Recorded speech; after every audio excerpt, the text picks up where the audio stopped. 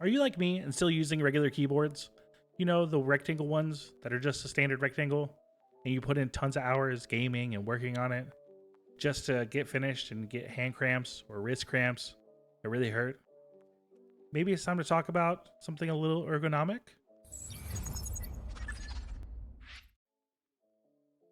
Today we're taking a look at the CIDOO ABM066, and your eyes don't deceive you, this is a giant slice in the box. And I actually ordered it like this. It was a damaged shipping item, and it was a lot cheaper. And being my first Alice, I figured why not give it a shot. If it's damaged beyond repair, well then we didn't spend much money, we can send it back. And if it's not damaged beyond repair, well then we got an affordable Alice, in case I don't like it. And to be honest with you, my hands do hurt sometimes. So why not see if a little ergonomic keyboard will help? So let's jump into our box. Opening the box, you're presented with, again, a giant slice. This isn't standard practice, and if you ordered a regular one, you shouldn't see the slice. I just want to be clear with that. We have our keyboard, which we'll set aside for a moment. I really like the graphics on this box. They're really cool. We have our instruction manual, gives us our layout. Now this keyboard is programmable via via. Anyway, opening our back flap, we have our keycap and switch puller. And then we have a braided USB-C cable, which is detachable. Now jumping back to our keyboard, there is a tear in our plastic, but it doesn't look too damaged, so we are hopeful. Sliding out, it looks like we do have the cream variant, or as they like to call it, the white variant, but it definitely looks cream to me, so I refer to it as cream. And it looks pretty clean. It doesn't look too bad, especially considering the slice on the box. I'm kind of surprised. To be real, it's really surprised. Flipping over the back, we also don't see any damages. And the surprises keep coming. We'll flip up our feet, and we also see the wireless dongle. It's also here, which is, again, surprising. It's like a theme. And don't mind me as I attempt to struggle to put this back in. Yeah, it's definitely a bit of a struggle. But the board is wireless. It supports 2.4 and it has Bluetooth 5.0. And now that we got our dongle back in, we can take a look at the feet. They are 2-stage feet, so you have a nice angle choice. And then if we look at the top here, we'll actually look at our mode selector. This allows you to switch from your wired to Bluetooth 5.0 and your wireless 2.4. Now that we looked at it, let's dive into it. First, we'll start by taking off our knob.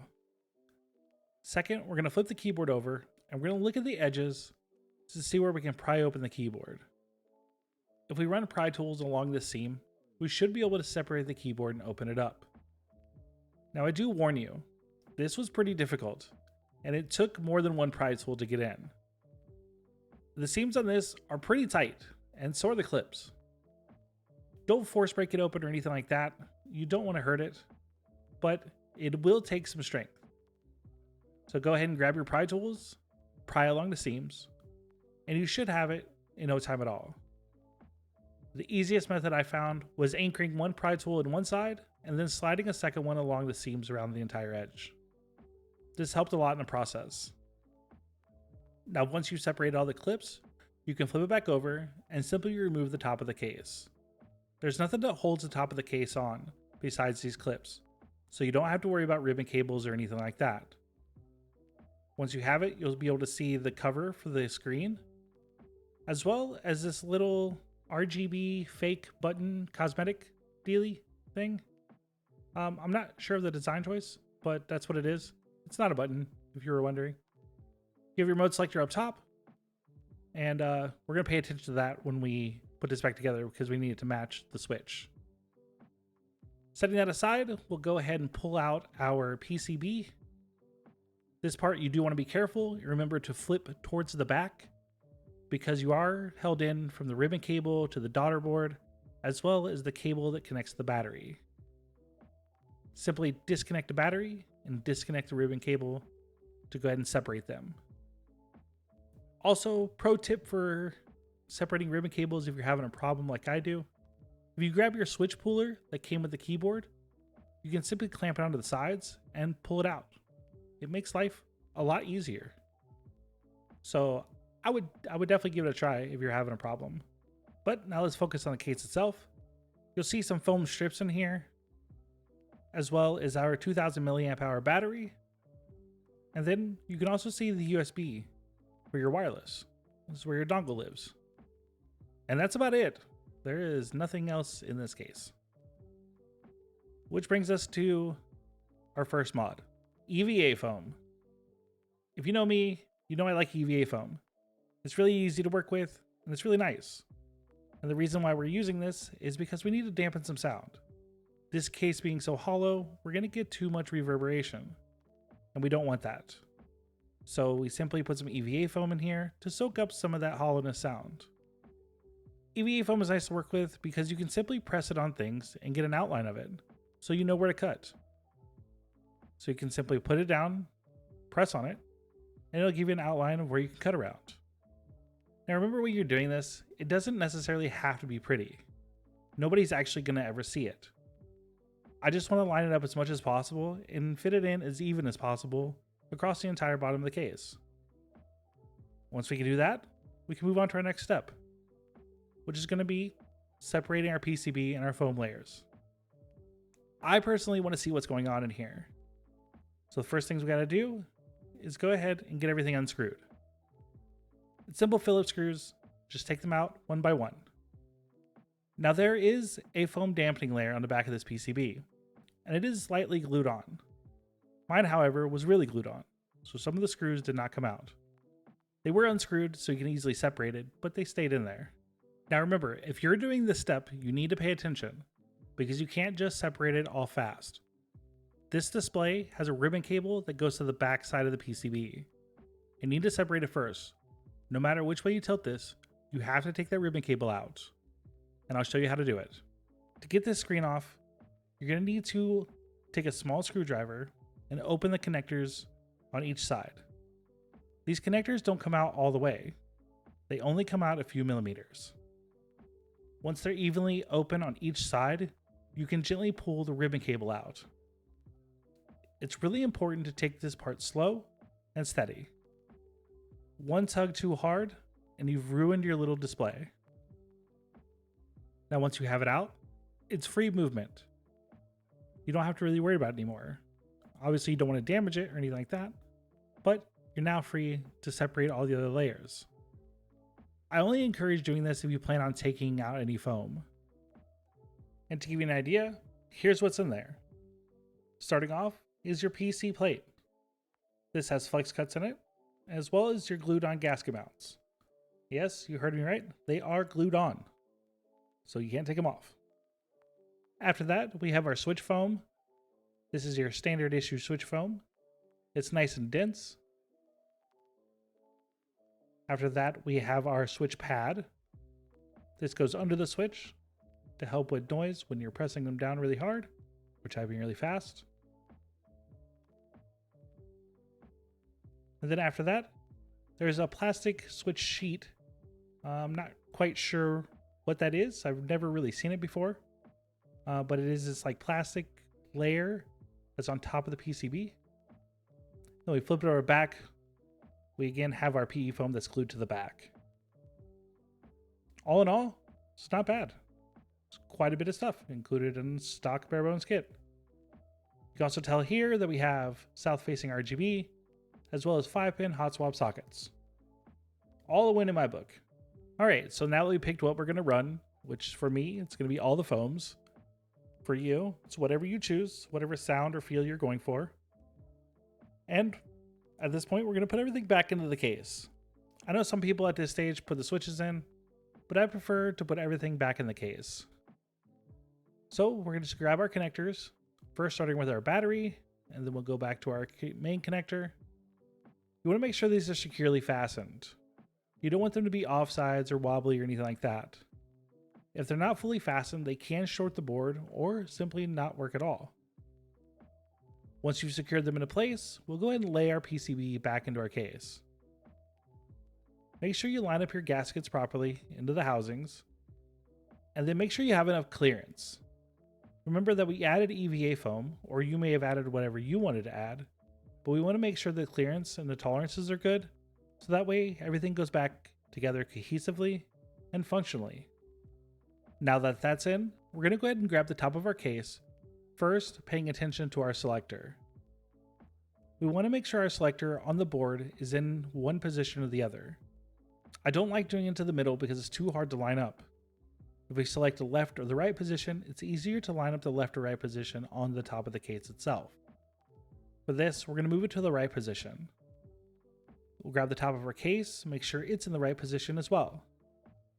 Once you do that, we'll simply line up the top of our case, and we'll start applying pressure to put our clips back in. This can be a little intimidating, as it is a really tight fit. But as soon as it's lined up and it feels even, go ahead and apply pressure straight down. You'll feel everything pop into place. At this point, we want to check our selector. If our selector feels loose or doesn't feel aligned, go ahead and tilt it up and look at it to see if it's all the way in place. If not, apply a little bit more pressure, and it should slide into place. If it feels like it's not sliding into place, go ahead and back off and realign. Once you're done, you can turn it on to either position and you'll be able to check the screen to see if it's aligned properly. Once you know it's aligned properly, just go around the case, make sure all your tolerances are lined up and your case feels good and looks even. After that, don't forget your knob. Alright, now let's look at the stabilizers. To my surprise, once again, the stabilizers come pre-lubed, and they look to be fairly evenly lubed. So we're going to run them stock. This might be a mistake, but I would like to see what they sound like first. So let's move on to switches. Flaming Skull switches. I don't know much about these switches. These were sent over from a friend that said he had some weird switches. And here they are. The Flaming Skull Burning Ice switches. I've never heard of them, and I don't know who Flaming Skull is. So let's take them out of the box and check them out. So, kind of a surprising theme of the show, unboxing. For a company called Flaming Skull, I was expecting kind of more intense looking switches. Not this really pretty blue. Now, to be honest with you, there's not really much information in the world about Flaming Skull. These are a tactile switch. I was able to find that they're 48 grams. And yeah, they feel good. They're 5-pin. And they say they're pre-lubed. So let's trust it and see if they are. So we'll go ahead and get these in the board, trusting that they're pre-lubed. To be honest with you, they didn't feel scratchy and they felt pretty good. So hopefully they are pre-lubed so I don't have to take them all back out and lube them. But regardless, they're going in the board and it's time to move on to the cutest keycap box I've ever received. This is seriously the cutest box.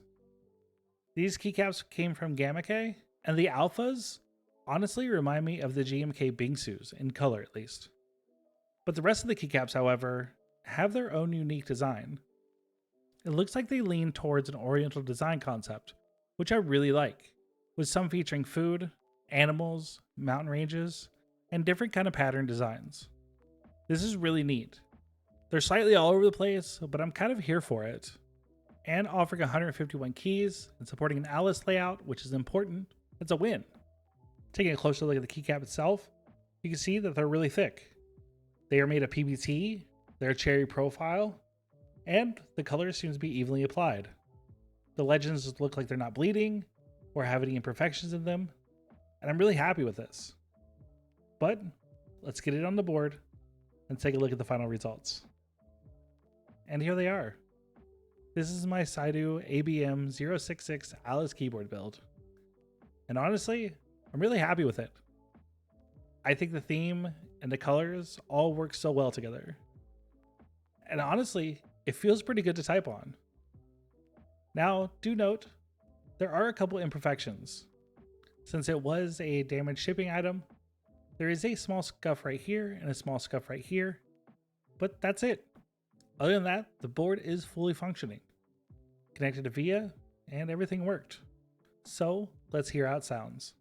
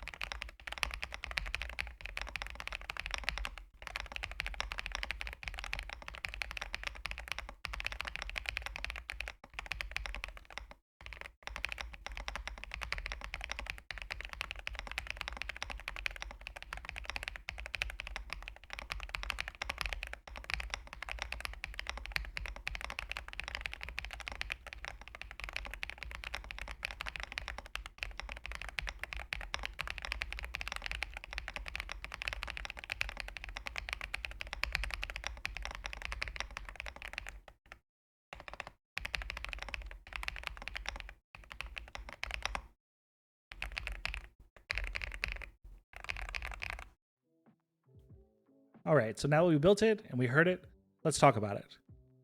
It's ergonomic and honestly feels really nice to type on. It feels natural for my position. Personally, I love the sound profile. It's thocky, it's got deep tones. It has all the fun bells and whistles. It's got a knob and a screen, and a knob for some reason I can't live without these days. It's affordable. Even when it's not damaged, it's still affordable. It's $90 for a full kit, and it's $60 for a bare bones kit. It's got 5-pin hot swap sockets, south-facing RGB, and it's got a ton of PCB-related sound dampening foam and material. The switches were actually pre-lubed. I did open them up, and they didn't feel terrible. Honestly, shocking. I thought it was going to be a lie, if I'm being honest with you. Now the bad. The keyboard is extremely light, like on a level that you would feel is more budget-friendly than it is budget. And it's really difficult to open. So if you're going to open this, make sure you have plenty of pry tools nearby. And the Flaming Skull switches, they're pretty good, but at the price point, you can get more reputable switches. In case you do run into a problem, it's nice to have a company that you can actually contact about their switches. And then make sure you get keycaps that support an Alice layout. I can't stress this enough. Alice's have some unique sizes and requirements for their keycaps. They have 2 Bs. There's 2 keycaps for Bs. If you don't have an Alice layout, you're going to be missing one of those Bs. And of course, the other things like split spacebars and such. But all in all, I loved it. And currently, it's my daily keyboard. And I'll be dailying it until I figure out something else. But as always, if you're still watching, please consider liking and subscribing. It would really help out the channel. And there's links to all the products featured in the video down below in the description box. And that's the end. Thanks for watching, and keep keyboarding.